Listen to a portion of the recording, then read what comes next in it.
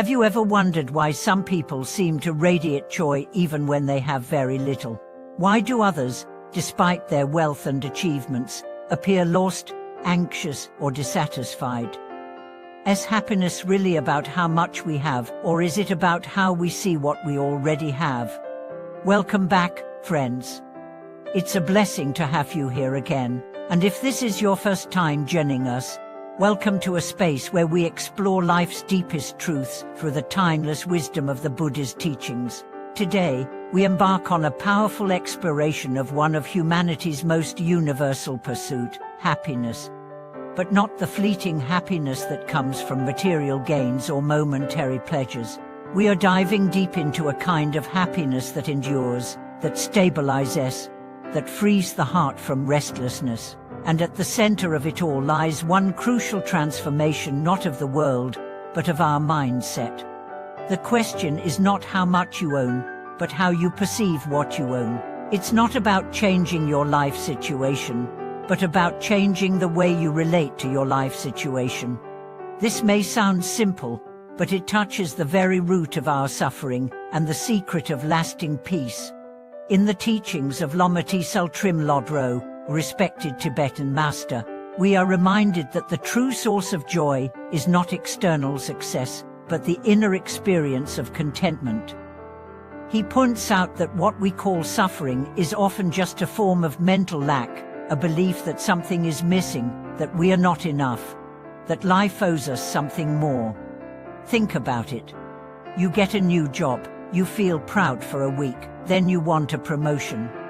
You buy a new car, it smells good, it drives smooth, but soon you start noticing newer models. You finally get into a relationship, but after the initial euphoria, small unearnings begin to cloud the joy.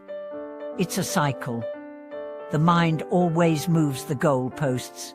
And this is the trap of desire.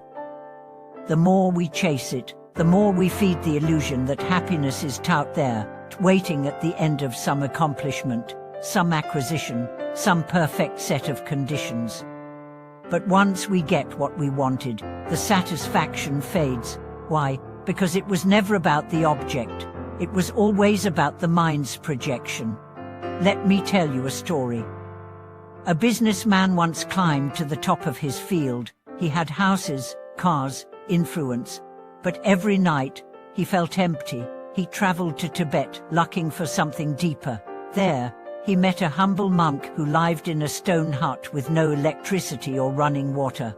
The monk always smiled. The businessman asked, "How can you be so happy with nothing?" The monk replied, "I have everything I need. A calm heart, a clear sky, and a mind that no longer argues with reality." This is the power of perspective. When the Buddha said to all phenomena are mind-made, he wasn't speaking metaphorically. He meant that your entire experience, pleasure, pain, sorrow, joy, is shaped not by what happens, but by how your mind interprets it.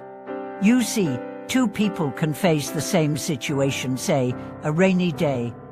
One sees inconvenience, wet shoes, cancelled plans. The other sees nourishment for crops, a cozy day to read, a gift from nature. The event is the same, the experience is worlds apart. This is where the heart of spiritual practice lies, in training the mind to stop reacting based on habits of greed, anger, and delusion, and instead to respond with awareness, acceptance, and compassion. When you change the lens through which you view life, the whole landscape changes. And now, let's go deeper. Why is it so hard to feel content? Because the modern world is designed to feed discontent.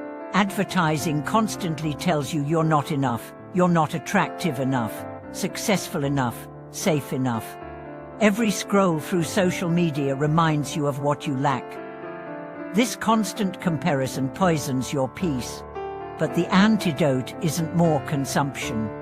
It's more clarity. Start by pausing. Ask yourself, what do I already have that I've stopped appreciating? Your health, your sight, your ability to breathe deeply, to hear music, to smile. These are miracles, but we take them for granted because we are conditioned to ignore what's already ours. Gratitude is the spiritual warrior's sword. It cuts through the illusion of lack. It doesn't mean ignoring pain or pretending everything is perfect. It means choosing to recognize the fullness of life, even amidst difficulty. There's a saying in Buddhist practice: a poor man with a rich mind is never in lack. A rich man with a poor mind is never at peace. Which one are you? Another powerful practice is reframing. When something bad happens, instead of saying "why me," say, "what can I learn from this?" When someone criticizes you, instead of reacting with anger, ask, "Is there truth here I can grow from?"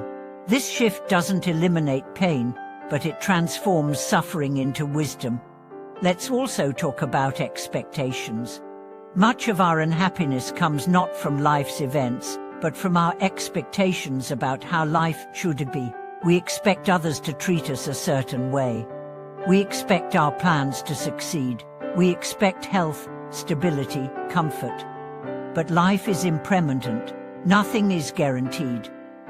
The more rigid our expectations, the more brittle our happiness. Freedom begins when we let go of chud. When we meet life as it is, not as we wish it were, we find a peace that's no longer dependent on control. This is not passive resignation. It's radical acceptance. It's the courage to open your heart to the whole of life, the joy and the sorrow, the beauty and the mess, and say, "This too is part of my path." Lama Tsal Trim once said, "The measure of your spiritual maturity is how well you handle things you didn't plan for." This hits home. Real practice begins not when you're on the cushion, but when you're in traffic, in conflict, in confusion. It's easy to be peaceful when life is easy. The real test is whether your peace survives chaos. To deepen this transformation, engage in practices that reconnect you to what matters. Meditate daily. Even 5 minutes of stillness can reset your mind. Reflect on impermanence, not to become morbid, but to remember what's precious. Serve others. When you help someone, you step out of your own self-centered orbit and rediscover your heart. And most of all, question the narrative in your head. When your mind says, "I'll be happy when," pause. Ask, "What if I could be happy now?" Not by denying problems, but by seeing life with new eyes. You might not be able to change the world today, but you can change how you see it, and that change can ripple outward into your relationships, your choices, your entire reality. Thank you for watching this video. If this message resonated with you, please share your reflections in the comments. What perspectives have helped you find peace in difficult times?